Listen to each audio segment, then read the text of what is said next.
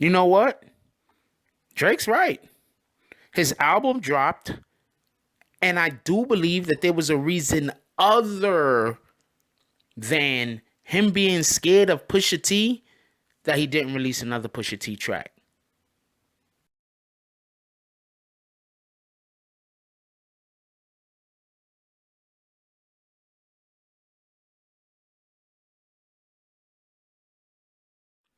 BBN, Jack Frost. What's up, party people? Alright, so Drake's album dropped. And I haven't heard it quite yet.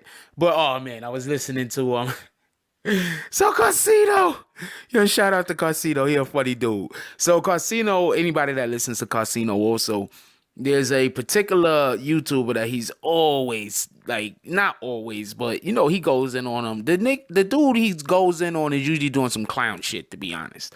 So anyway, he went in on him and he was talking about how he was listening to the Drake. Somebody sent him a link. And he was listening to the other individual was listening to the Drake album, like biting his nails and shit like that. Like, stop it. Stop it. Drake is not Michael Jackson. He has not created a new sound either. Quit it. Anyway, I didn't see the video. That's just what Carsino was talking about. That shit was funny as hell. If dude really was doing that, I mean, I don't understand how people could take him. Like, I don't know. It is. Anyway, I'm not trying to bash nobody. I just thought that the shit was funny.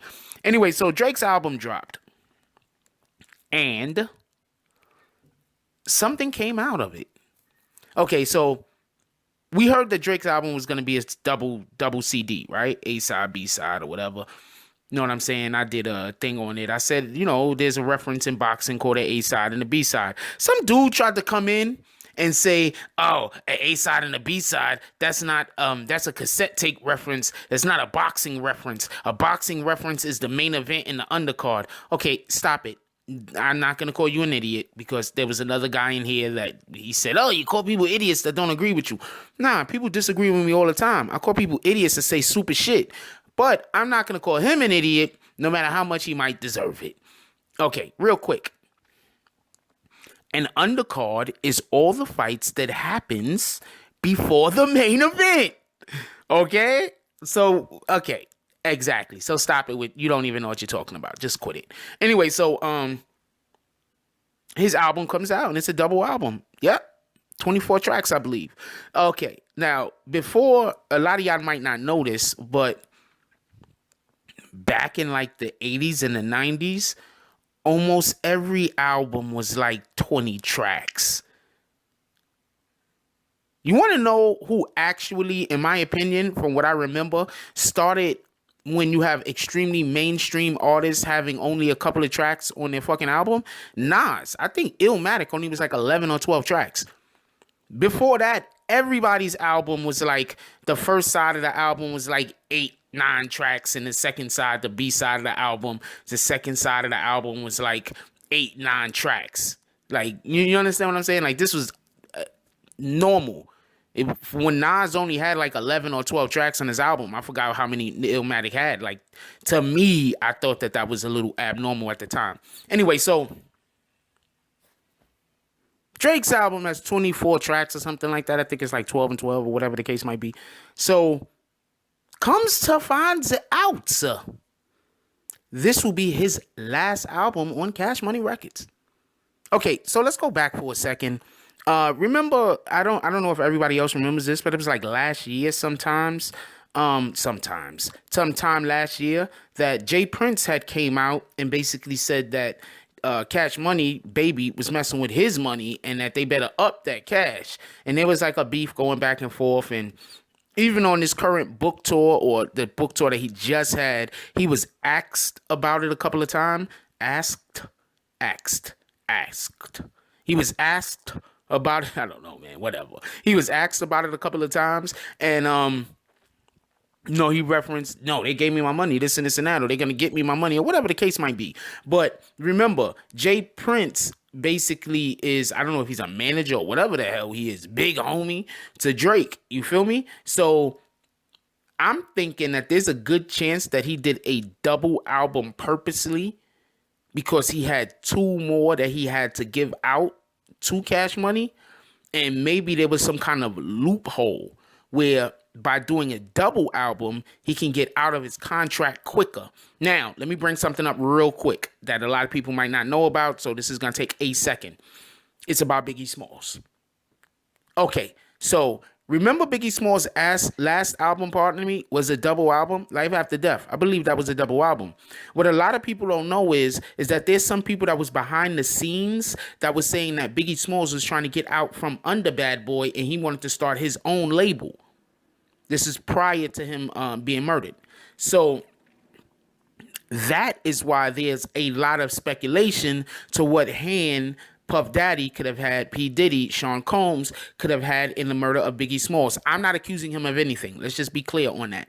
I'm not accusing Sean Combs, P. Diddy on anything. I'm just talking about the speculation that surrounded the matter because supposedly Biggie Smalls wanted to get out of his contract with Bad Boy.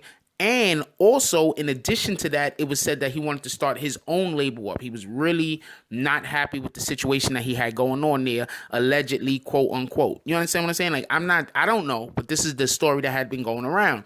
So that's why a lot of people believe that he has something to do with the murder of Biggie Smalls. Now, this much I will say. Name me an artist that passed away and it wasn't unreleased music from them. You can't. Even Michael Jackson had unreleased music. Every artist has unreleased music, period. It's part of the process. I'm going to give you a perfect example. There's Good Music run that they're going on, right? So Good Music, they changed the actual entire album of Kanye's album was switched, I believe. Also, Push's album was switched. And Tiana's album was switched. That just goes to show you how much material that these guys have. In contrary, in counter to, in contrast to how much material we actually get as the public. Remember when Nas came out with the mixtapes? The Lost Tapes, pardon me? The Lost Tapes was just unreleased music. You understand what I'm saying? That's all it was. It was just music that Nas had not released. That was probably supposed to go on previous albums, but it didn't make the cut. So that Biggie Smalls passed away and he has no posthumous. He has no music that came out after he passed away.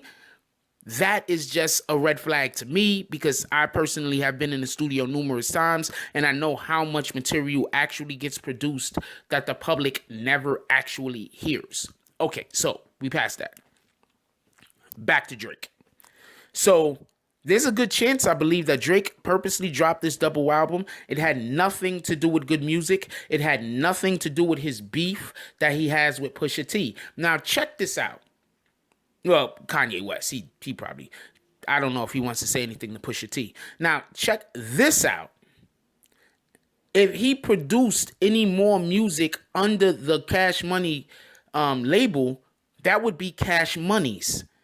So, can it be that he didn't go after Pusha because he knew that until he got out from under his contract, any music that he produced would be Cash Money's music, and he doesn't want to do business with them any further?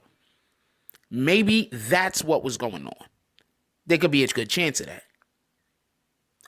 If you want to connect the dots with past iterations of high-profile artists and record labels. And we can even go back even further. Remember when Prince, I believe he was on Universal. Remember when Prince had the problem with Universal? And he changed his name to that damn sign that you couldn't pronounce. So everybody called him the artist formerly known as Prince. One of the reasons why he did this was so he could make music and Universal or whoever he was with at the time couldn't get paid off of it. So he could make money outside of, because his name Prince was signed to the label, but not, his person. You understand what I'm saying? If that makes any sense. So that's another reason why I believe a lot of times artists go by different monikers also to reinvent themselves. Don't get this confused. Reinvention works. So also artists goes by different monikers at different times during their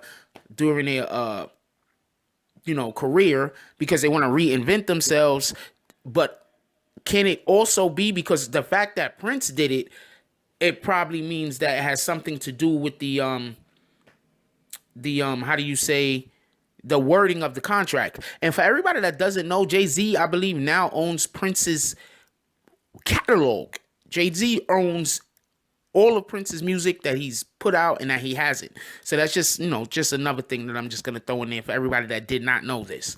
So that goes, and remember, Prince did not release any studio albums for many years, and the reason why he didn't is because he didn't want to put more money into Universal, because you see they had a different contract back then, and it was like, I think it was to the point where he couldn't get out of his contract, and he was trying to force their hand.